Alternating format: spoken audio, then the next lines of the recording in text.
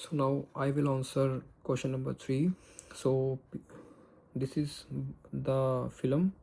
So people throughout recorded history have relied on the storytelling as a way to share cultural details. Where early anthropologists studied people from other civilizations, they relied on the written accounts and opinions of others. They presented facts and developed their stories about other cultures based on story or information gathered by others. These scholars did not have any direct contact with the people they were studying.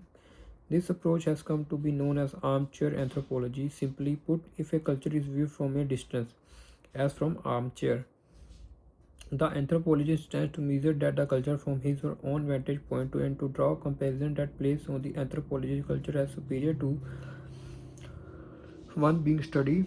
The point of view is also called anthropocentrism. Anthropocentrism is an attitude based on the idea that one's own group of culture is better than any other.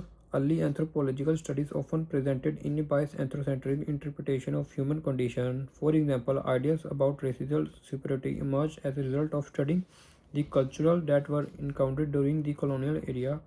During the colonial era from 16th century to the mid 20th century, European countries asserted control over land and people.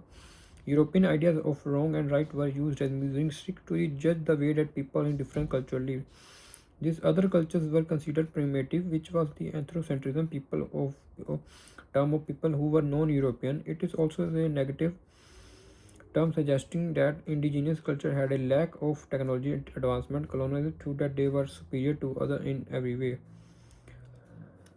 The armchair approaches as a way to study cultural change when scholars study by being participants observe as they did fieldwork became the most important tool anthropology used to understand the complex whole of culture. The participant observation method of fieldwork was a revolutionary change in the practice of anthropology, but at the same time it presented problems that need to be overcome.